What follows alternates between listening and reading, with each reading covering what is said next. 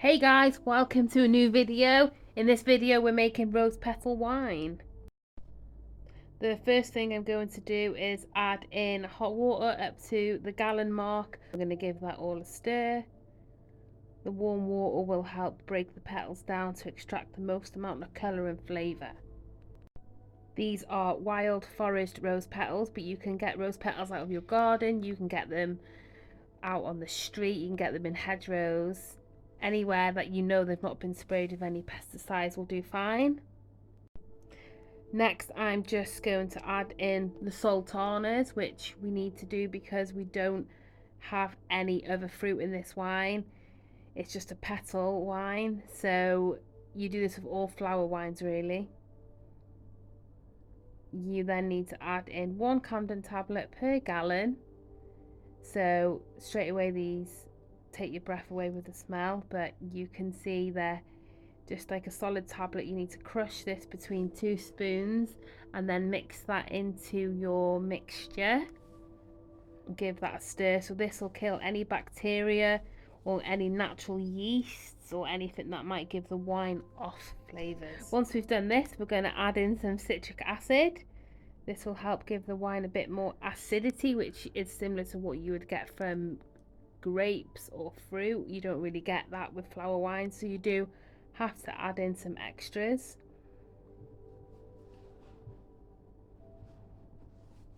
Usually the container will tell you how much you need, but I usually go for like a teaspoon per gallon. Then give that a stir.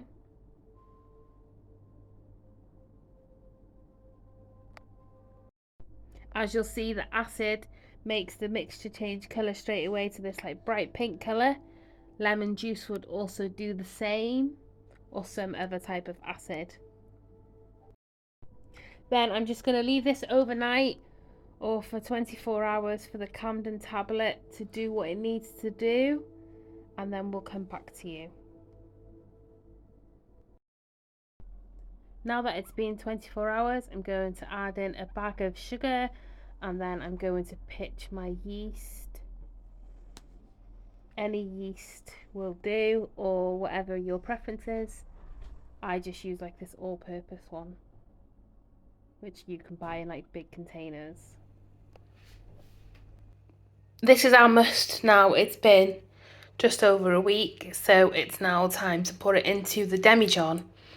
Now you want to make sure your demijohn is nice and clean and sanitised, and you also need to have your bung and airlock to hand.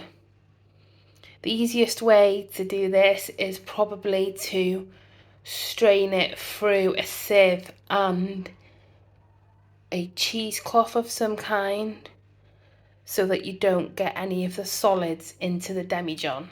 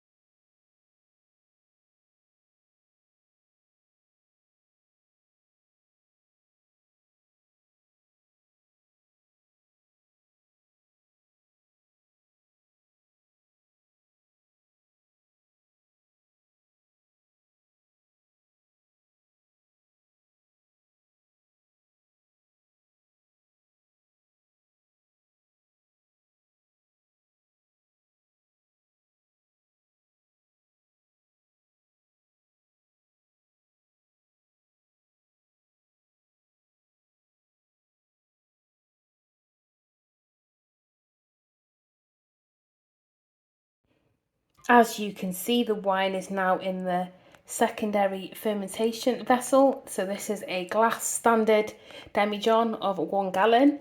It's filled slightly below the neck because we need to allow room for expansion.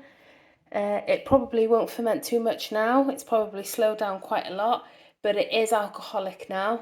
You can call it a wine. I can smell it. It's very strong. So what I'm going to do now is I'm just going to take the funnel off. I don't need that anymore. And then I'm just going to put in this bung and an airlock, which has got sanitized water inside of it. The sanitized water will act as like a barrier to stop fruit flies and stuff like that getting in, but it'll also stop oxygen getting in. It'll allow carbon dioxide to get out, but oxygen you don't want to come in at this point. You now need to keep the wine somewhere still quite warm, room temperature, but out of direct sunlight. So if you can, cover it or use a dark glass demijohn instead. And we're going to just wait a few weeks for it to settle.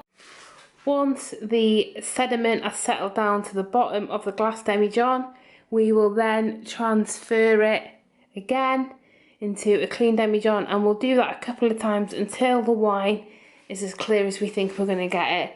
You can actually see very slightly there's already sediment beginning to drop to the bottom, so it won't take too long, maybe just a few weeks in this glass to see it being a bit clearer, and then we'll rack it again into some clean glass.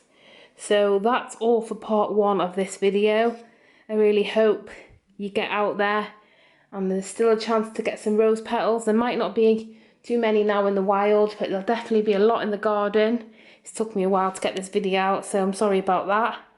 It's actually almost time for rose hip wine instead, so perhaps that'll be the next video that goes out. But for now, happy home brewing.